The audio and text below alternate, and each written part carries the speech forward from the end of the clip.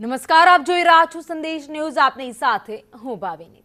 મહત્વના સમાચારથી શરૂઆત કરીએ તો કડી અને વિસાવદરમાં નામાંકન માટે આજે છેલ્લો દિવસ છે. ફોર્મ ભરવાનો આજે છેલ્લો દિવસ છે. બંને બેઠકો ઉપર ચોપાંખીયો જંગ આ વખતે જોવા મળવાનો છે. કડીની પેટા ચૂંટણીમાં ખરાખરીનો જંગ જામવાનો છે. ભાજપ, કોંગ્રેસ, આમ આદમી પાર્ટી અને શંકરસિંહની પાર્ટી પણ આ વખતે મેદાને છે.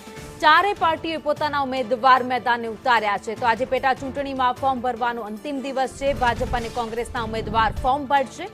ભાજપમાંથી રાજેન્દ્ર ચાવડા ઉમેદવારી ફોર્મ ભરવાના છે, જ્યારે કોંગ્રેસમાંથી રમેશ ચાવડા ઉમેદવારી ફોર્મ ભરશે.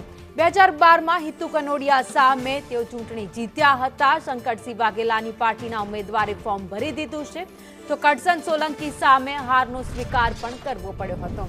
તો આપમાંથી જગદીશ ચાવડા ઉમેદવારી ફોર્મ ભરવાના છે. તો આજે પેટા ચૂંટણીમાં ફોર્મ ભરવા માટેનો અંતિમ દિવસ છે. કડી વિધાનસભા બેઠક ઉપર ખરાખરીનો જંગ જામવાનો છે, કારણ કે આ વખતે ત્રિપાંખીઓ નહીં પરંતુ ચોપાંખીયો જંગ ખેલાવાનો છે. રાજેન્દ્ર ચાવડા, રમેશ ચાવડા બંને ઉમેદવાર ભાજપ અને કોંગ્રેસના.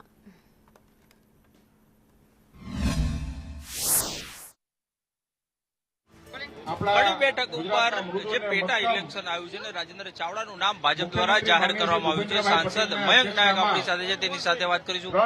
મયંકભાઈ, કડી બેઠક ઉપર રાજેન્દ્ર ચાવડાની પસંદગી કરવામાં આવી. ઉમેદવાર જે છે જનસંઘ વખતથી સક્રિય હતા, અચાનક તેને પ્રમોટ કરવામાં આવ્યા. બેઠક ઉપર કરશનભાઈ જે ચૂંટણી લડતા હતા તે પણ લો પ્રોફાઇલ. ભારતીય જનતા પાર્ટીના મોવડી મંડળે આદરણીય રાજેન્દ્રભાઈની ઉમેદવાર તરીકે પસંદગી કરી છે. ભારતીય જનતા પાર્ટીનો કાર્યકર્તા આજે એ ઉમેદવારની પસંદગીને સમર્થન આપવા માટે આજે ફોર્મ ભરવા જવાના છીએ. અને નરેન્દ્રભાઈ મોદી સાહેબની જે વિકાસની વિકાસના કામો કડી વિધાનસભાની બેઠક એ ખૂબ મોટી બહુમતીથી અમે જીતવાના છીએ.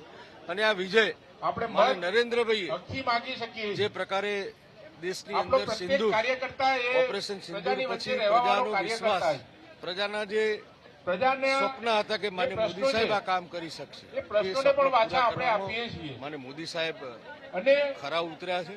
એટલે માન્ય ગુજરાતની અંદર ભૂપેન્દ્રભાઈની સરકાર જે વિકાસની કામ કરી રહી છે એ જોતા ઉમેદવાર ખૂબ મોટી બહુમતીથી જીતવા. ચૂંટણીનો માહોલ હજી ગરમાયો નથી. પહેલા આક્ષેપ પ્રતિ આક્ષેપનો દોર અત્યારે ચાલી રહ્યો છે. કઈ રીતે જોઈ રહ્યા છો? કોઈ પણ પેટા ચૂંટણીમાં માહોલ થોડો સુસ્ત હોય છે, કારણ કે કોઈ એક જ વિસ્તારની ચૂંટણી હોય છે. ધીરે ધીરે ચૂંટણીના દિવસો નજીક આવશે, માહોલ જામશે. પરંતુ ભારતીય જનતા પાર્ટીનો કાર્યકર્તા ચૂંટણીલક્ષી કામ કરતો નથી. મેં અગાઉ કહ્યું એમ હંમેશા પ્રજા વચ્ચે હોય છે અને પ્રજાના કાર્યો કરવા માટે તત્પર હોય છે. એટલે માહોલ પ્રજાની વચ્ચે હંમેશા ભારતીય જનતા પાર્ટીનો હોય જ છે. આપણે સંગઠનનો બહોળો અનુભવ છે, કેટલી લીડની અપેક્ષા? સંસદમાં અમે 47,000 કરતા પણ વધારે લીડથી અહીંયા મળી હતી, એના કરતા પણ વધુ લીડથી જીતીશું.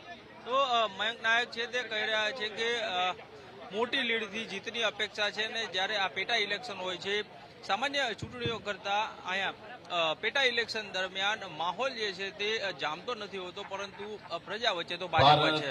કેમેરામેન ચેતન પરમાર સાથે કશ્યપ જોશી, સંદેશ ન્યૂઝ, કડી.